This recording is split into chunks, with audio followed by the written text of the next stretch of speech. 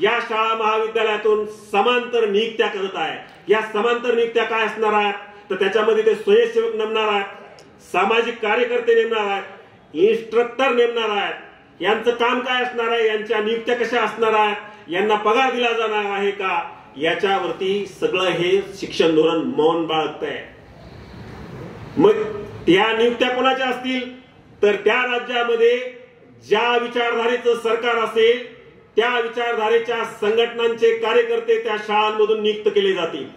म्हणजे आज महाराष्ट्रामध्ये जर बीजेपीचं सरकार असेल तर आरएसएसच्या शाखा ज्या मैदानावरती भरत होत्या त्या उद्या तुमच्या शाळांमध्ये भरतील।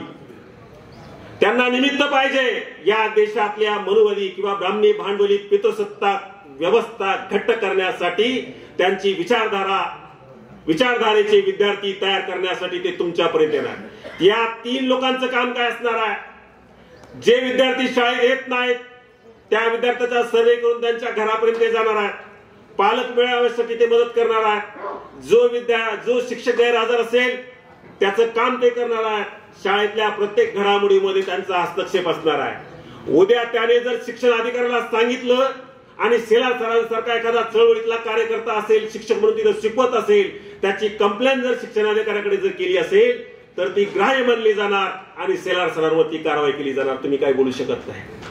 अशी व्यवस्था येऊ घातली तरी या देशातले शिक्षक आणि प्राध्यापक चुडीच्चप आहेत, त्यांना राग येत नाही, त्यांची तळपायाची आग मस्तकाला जात नाही, आपला पगार गलिरठ्ठ घेतात आणि मुलं वर्गात येत नाहीत म्हणून त्या स्टाफ रूम मध्ये गप्पा मारताना वेगवेगळ्या विषयावरती तुम्हाला दिसतील आणि कुठेतरी व्यवस्थेला क्रिया आणि प्रतिक्रिया देत बसतील, परंतु कुठेही या देशातल्या शिक्षण व्यवस्थेच्या शिक्षणातल्या प्रश्नांवरती आव्हानांवरती ते चर्चा करताना तुम्हाला दिसत नाहीत किंवा प्रबोधन करताना दिसत नाहीत। मग या समांतर नियुक्त्यावरती कोण बोलणार आहे, कारण शिक्षकाचं पूर्ण स्वायत्ता, त्याचं पूर्ण स्वातंत्र्य त्या चार भिंतीच्या त्या वर्गखोलीतलं जे असणार आहे ते बंद होणार आहे।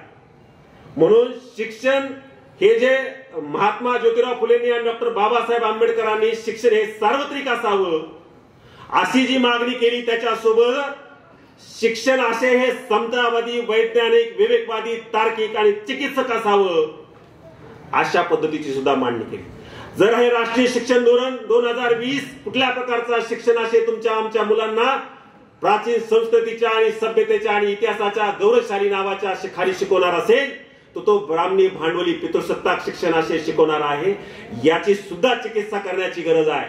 तुम्ही आताची जरी पाठ्यपुस्तकं बघितली पहिल्या वर्गापासून ते उच्च शिक्षणापर्यंतची तर त्याच्यावरती पदोपदी तुम्हाला जाती व्यवस्था दिसेल, पदोपदी स्त्री पुरुष विषमता दिसेल, पदोपदी आर्थिक विषमता तुम्हाला त्याच्यामध्ये दिसेल। आणि आता हे नवीन शैक्षणिक धोरण आल्यानंतर अजूनही विषमता अधिक घट्ट होणार आहे, हे पण तुम्ही लक्षात घेतलं पाहिजे।